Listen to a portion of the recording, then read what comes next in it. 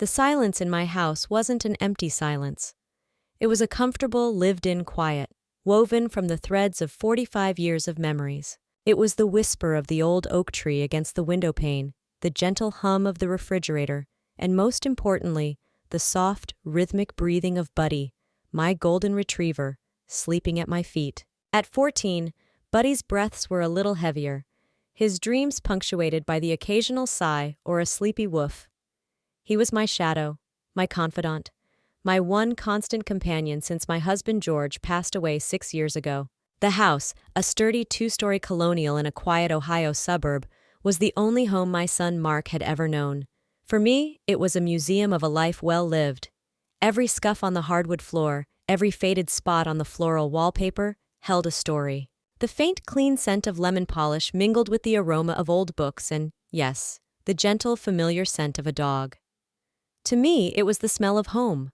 Buddy's presence was a comfort, not an inconvenience. He'd lie on the cool tile of the kitchen floor while I cooked, his tail giving a lazy thump-thump-thump against the cabinets whenever I spoke to him. In the evenings, we'd sit on the porch swing, me with a cup of chamomile tea, and him with his head in my lap, his amber eyes watching the fireflies begin their nightly ballet.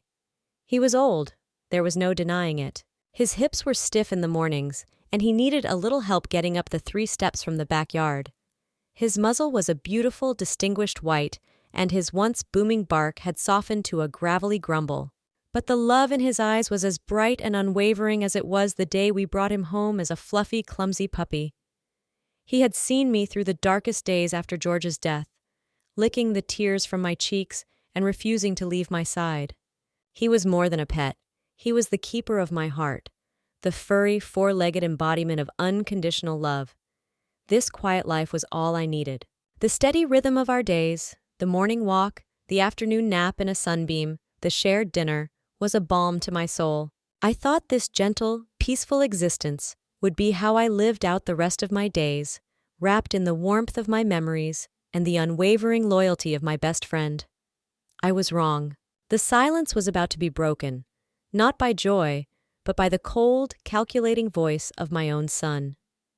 Mark's visits had become less frequent over the years, and when he did come, they felt more like inspections than family calls. He'd walk through the house with a critical eye, his gaze lingering on a peeling paint chip on the windowsill or a patch of worn carpet on the stairs. He was a successful financial advisor, a man who saw the world in terms of assets and liabilities, profit and loss. He wore sharp suits that seemed out of place in my cozy, slightly cluttered living room, and he always smelled of expensive, antiseptic cologne that fought with the warm, familiar sense of my home.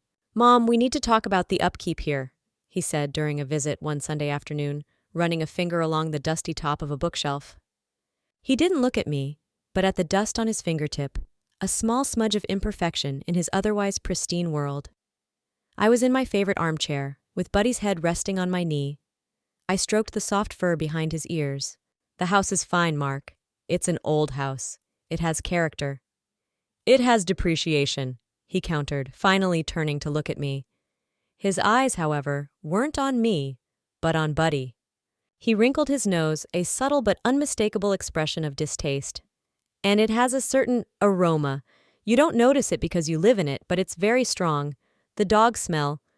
I felt a prickle of defensiveness. "That dog smell is my best friend Mark. Buddy is family." Mark sighed, a long, theatrical sound of a man burdened by an unreasonable parent. I know. But Mom, this house is the single biggest asset you have. It's my inheritance. We have to think about its future value. A house that's had a large dog living in it for a decade and a half? That takes a huge chunk out of the resale price. We're talking professional deep cleaning, maybe even replacing all the carpets and refinishing the floors. It's a major expense. I stared at him, my hand frozen on Buddy's head. He was talking about my home, our home, as if it were a stock portfolio. He was talking about Buddy as if he were a liability, a stain to be professionally removed. "I'm not planning on selling, Mark. This is my home." "Not forever," he said, his voice dropping to a tone that was meant to sound gentle, but came across as patronizing. "We have to be realistic. And part of being realistic is managing the assets properly. I'm just thinking of the future. Our future. He left soon after, leaving behind a chill that had nothing to do with the autumn air. The seed had been planted. I looked down at Buddy, who gazed back at me with his trusting, soulful eyes. He had no idea he'd just been reclassified from a beloved family member to a financial liability. That night, I held him a little closer, breathing in his scent, the scent of loyalty and love, and I felt a profound sense of dread. The future Mark was envisioning was not one I wanted any part of.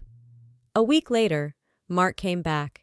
He didn't call first, just showed up on a Tuesday morning, catching me in my gardening clothes, my hands still caked with dirt from potting new geraniums. He wasn't wearing a suit this time, but casual slacks and a polo shirt, an outfit he probably thought of as his handling mom uniform. He strode into the kitchen, bypassing the offer of coffee, and got straight to the point. "Mom, I've been doing some thinking and I've found a solution," he began, his tone brisk and decisive. Buddy, who had gotten up to greet him with a hopeful, slow wagging tail, was completely ignored. The old dog patted back to his water bowl with a soft sigh. "A solution to what exactly?" I asked, stripping off my muddy gloves. "The dog situation," he said, leaning against the counter, his arms crossed. "And the house. It's all connected." I waited, a knot tightening in my stomach. "I spoke to a realtor friend of mine, just hypothetically," he continued. He confirmed what I suspected. The presence of an old sick dog is a major turnoff for buyers. It's not just the smell, it's the dander, the stains you don't even see, the whole idea of it. He said, and I quote, "You'd be lucky to get 80% of market value as is." I just stared at him, speechless. He was quoting realtors about my life. "So," he said, taking a deep breath as if preparing for the final magnanimous blow, "here's the plan. It's time for Buddy to go." The words hung in the air, so cold and cruel they seemed to suck all the warmth from the sunny kitchen. "Go where, Mark?" I whispered, though I already knew the answer. "There are facilities for this kind of thing. A shelter, or one of those long-term kennels. He's 14, Mom. How much time does he even have left? It's the most practical option. We get him out of the house. I can hire a crew to come in and professionally de-pet the place, and we protect the value of our investment." The knot in my stomach turned to ice. My own son was standing in my kitchen, calmly and rationally explaining why my faithful companion of 14 years needed to be discarded like a piece of old furniture. He was suggesting I take the one creature on this earth who had shown me nothing but pure, unconditional love and dump him in a concrete cage to die alone, all for the sake of money. "No," I said, my voice shaking with a mixture of shock and rage. "Absolutely not." Mark's face hardened. The pretense of the concerned son vanished, replaced by the cold, frustrated businessman. "Don't be sentimental, Mom. This is a financial decision. The dog is old and he smells. He's ruining the house. I am not going to let my inheritance get flushed down the toilet because you're overly attached to a smelly animal. So this is how it is. Either the dog goes or you're going to force my hand." "Force your hand to do what?" I choked out. "To start looking at other options," he said, his voice low and threatening. "Power of attorney. Declaring you unfit to manage your own affairs. Things can get ugly, Mom. Don't make them ugly. Just get rid of the dog." That night, sleep was a stranger. I lay in the dark, Mark's words echoing in my mind. Get rid of the dog. Unfit to manage your own affairs. My inheritance. Each phrase was a fresh stab of betrayal. The house, which had always felt like a sanctuary, now felt like a prison, a bargaining chip in a game I never wanted to play. I tossed and turned, the sheets tangling around me like restraints. Finally, around 2 a.m, I gave up. I slipped out of bed and went downstairs. The moonlight cast long, ghostly shadows across the living room. There, on his orthopedic bed by the hearth, was Buddy. He must have sensed my distress, because his head was up, his old eyes fixed on me in the darkness. He gave a soft thump of his tail. I knelt on the floor beside him, my knees cracking in protest, and wrapped my arms around his warm, solid body. He rested his heavy head on my shoulder and let out a contented sigh, as if to say, "It's okay, I'm here." I buried my face in his fur, the familiar, comforting scent of him filling my senses. It wasn't the foul odor Mark described. It was the scent of sun-drenched grass, of loyalty, of countless shared naps and quiet evenings. It was the scent of home. As I sat there on the cold floor, stroking his soft, velvety ears, my life replayed in my mind. I remembered bringing Mark home from the hospital, so tiny and perfect. I remembered his first steps, taken right here on this living room rug. I remembered his high school graduation, his wedding, the birth of his own children, whom I barely saw. I had given that boy everything. My time, my energy, my love, my money. I had sacrificed for him, worried for him, celebrated him. And in return, he saw me as an obstacle, a sentimental old fool standing between him and his inheritance. He saw my best friend, my comforter, as a smelly nuisance to be disposed of. In that moment, something inside me shifted. The deep, wrenching hurt didn't disappear, but it crystallized. It hardened from a fragile, emotional pain into something solid and unyielding. Resolve. The tears stopped. My breathing steadied. I looked at Buddy, this gentle soul who had asked for nothing but a soft place to lie and a kind hand, and I compared his unwavering devotion to my son's cold, transactional affection. The choice was not even a choice.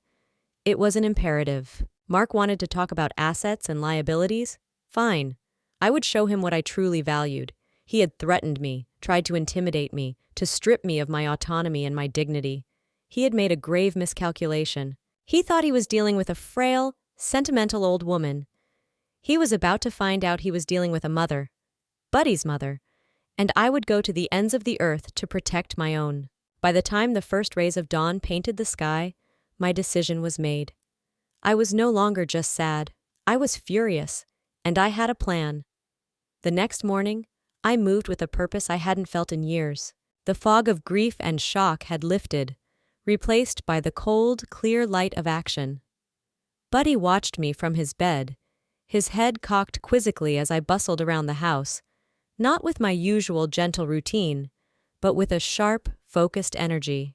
My first call was not to a dog shelter, but to the top-rated real estate agent in my town, a woman named Carol, whose smiling face I'd seen on for sale signs for years.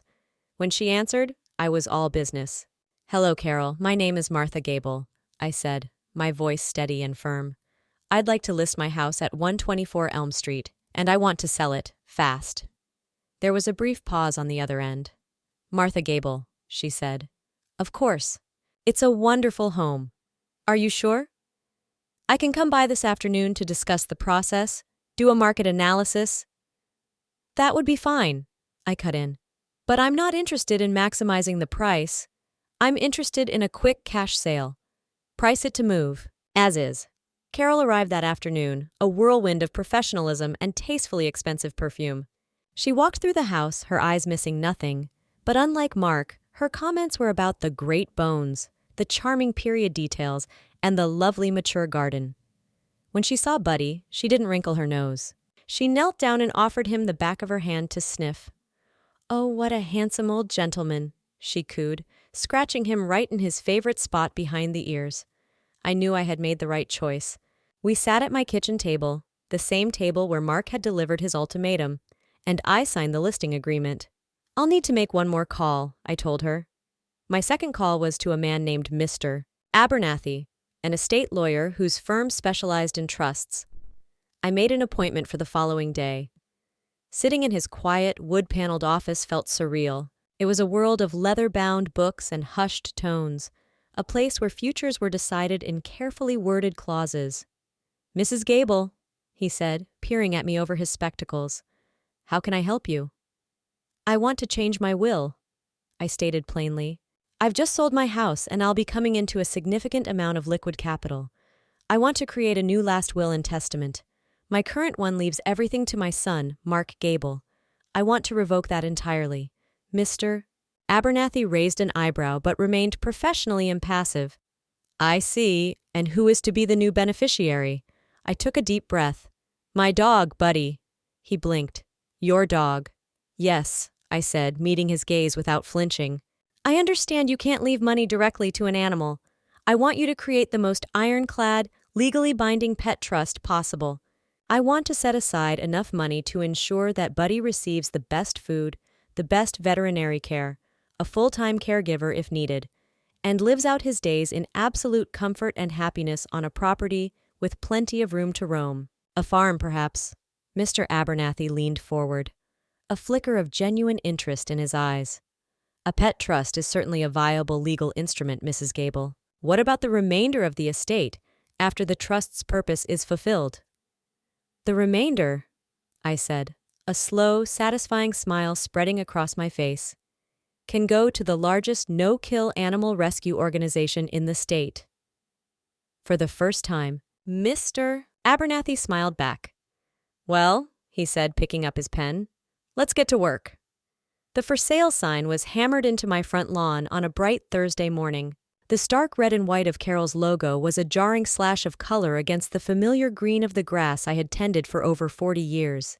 It felt both terrifying and liberating. It was a declaration of independence. It took less than 2 days for the storm to hit.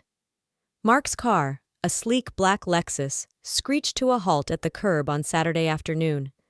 He launched himself out of the vehicle before the engine was even off, his face a mask of apoplectic rage. He stormed up the walkway, waving a frantic hand at the sign as if trying to physically erase it. "What is the meaning of this?" he yelled, bursting through the front door without knocking. "Have you lost your mind?" I was sitting in the living room, calmly packing a box of George's old books. Buddy, startled by the noise, let out a low, protective growl from his bed. I placed a reassuring hand on his head.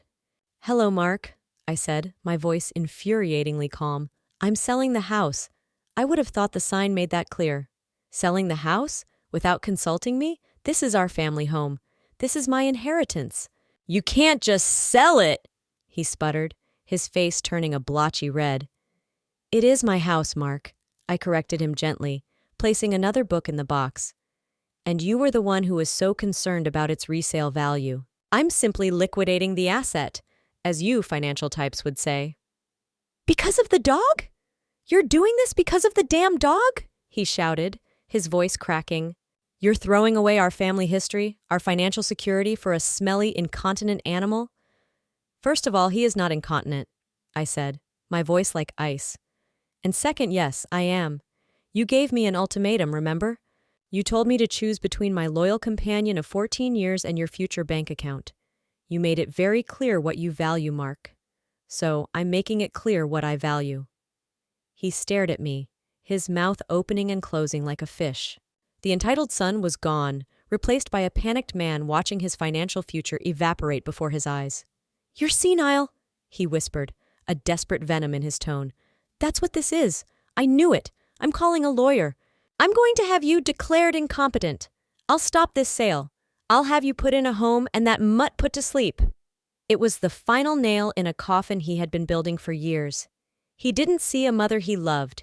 He saw a malfunctioning ATM. He didn't see a beloved pet. He saw a pest. He had threatened me with the very things I feared most, losing my home, my autonomy, and my best friend. But fear was no longer my primary emotion. "You do that, Mark," I said, standing up to face him. I was shorter than him, older, more fragile in body. But in that moment, I felt 10 feet tall. "You get your lawyer. And he can talk to my lawyer, Mr. Abernathy. While you're at it, you can ask him about the new will I signed yesterday, the one that makes Buddy my sole heir. You were so worried about the dog diminishing your inheritance. Well, congratulations, son. Now, the dog is your inheritance."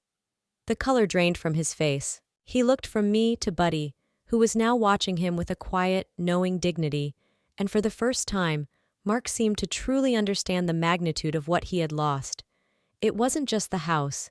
It wasn't just the money. It was everything. The sale of the house went through with astonishing speed. A young family, eager to get into the neighborhood, made a cash offer just below asking, and they didn't even blink at the as-is condition. They had a little girl who fell in love with the backyard and a golden retriever puppy of their own. When they saw Buddy, they didn't see a liability. They saw a grand old patriarch of the breed. It felt right. The day we left was bittersweet. I took one last walk through the empty rooms, the echoes of a lifetime bouncing off the bare walls. It was the end of a chapter, a long and beautiful one.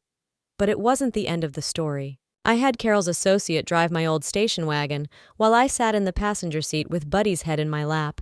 We drove for 5 hours, leaving the suburbs and the city skyline behind, heading west toward the rolling hills and sprawling farmlands of rural Pennsylvania. The property I'd bought was a modest 10-acre slice of heaven. It wasn't a working farm, just a small, sturdy stone cottage surrounded by green pastures and bordered by a rambling creek. The house itself was smaller than my old one, but it was filled with light. A wide covered porch wrapped around the front, perfect for watching sunsets. As soon as we arrived, I opened the car door and unclipped Buddy's leash. He stood for a moment on the gravel driveway, his old nose twitching, taking in the symphony of new smells, damp earth, wild mint, distant hay. Then, he did something I hadn't seen him do in years. He broke into a slow, clumsy, joyful trot. He ambled across the vast lawn, his tail held high like a banner. He explored the edge of the woods, sniffed at the base of a huge maple tree, and even dipped his paws into the cool, clear water of the creek, lapping at it with noisy contentment. I sat down on the porch steps, the keys to my new life feeling heavy and real in my hand, and just watched him. I watched him roam free, untethered, in a place where no one would ever complain about his scent or his age. The air was clean and crisp, carrying the sound of birdsong instead of traffic. There were no nosy neighbors, no critical sons, no ultimatums. There was only peace. That evening, as the sun dipped below the horizon, painting the sky in fiery shades of orange and purple, Buddy limped over to me and collapsed in a happy, exhausted heap at my feet. He rested his chin on my knee and let out the deepest, most contented sigh I had ever heard. I stroked his back, feeling the gentle rise and fall of his breathing. We were home. This wasn't just a new house, it was a new beginning, a kingdom of our own, built not on financial assets, but on a foundation of loyalty and love. It was a place where an old woman and her old dog could live out their days in the dignity they both deserved. 6 months have passed since we moved to the farm. The rhythm of our life here is dictated by the sun and the seasons, not by schedules and expectations.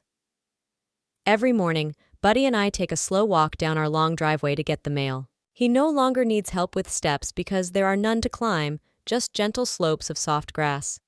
His arthritis seems to bother him less in the fresh country air, and his appetite has improved. He spends his afternoons napping on the cool stone of the porch or sunbathing in a patch of clover. He is, without a doubt, the happiest I have ever seen him. I received one letter from Mark a few weeks after I moved. It was a desperate, angry screed, full of accusations and legal threats. I read the first paragraph, then calmly tore it into pieces and used it as kindling for the fireplace. I have not heard from him since, and I feel no sense of loss, only a profound relief. The quiet here is different from the silence in my old house. It's alive, filled with the buzzing of bees in my wildflower garden, the rustle of deer in the woods, and the happy panting of my best friend. My lawyer, Mr. Abernathy, helped me set up everything perfectly. The Buddy Gable Pet Trust is a formidable legal document. It provides for a live-in veterinary nurse should his health decline, specifies his diet of premium senior formula food, and allocates funds for anything and everything he could ever need. Upon his passing, the remaining principal of my estate, including the proceeds from the sale of this farm, will be donated to a consortium of no-kill shelters and golden retriever rescue groups across the country. My legacy will not be a house for a greedy son. It will be a future for thousands of animals like Buddy, who are old, unwanted, or discarded. Sometimes in the evenings, I sit on the porch with a photo album on my lap. I look at pictures of George, of a younger me, of Mark as a little boy with a wide, innocent smile. There's a sadness there, a mourning for the son I thought I had. But then I look down at the warm, living, breathing creature at my feet. Buddy will lift his head, his white-muzzled face full of gentle wisdom, and nudge my hand with his nose. And in that simple, loving gesture, I am reminded that I made the right choice. My son called my dog baggage. He threatened to discard him, but in the end, It was this baggage that carried me to a new life of peace and purpose. He accused me of letting a smelly dog ruin his inheritance. In a way, he was right. I let a loyal, loving soul show me what was truly worth inheriting, not money or property, but a life lived with integrity, dignity, and unconditional love. Buddy is my heir, and in choosing him, I saved myself.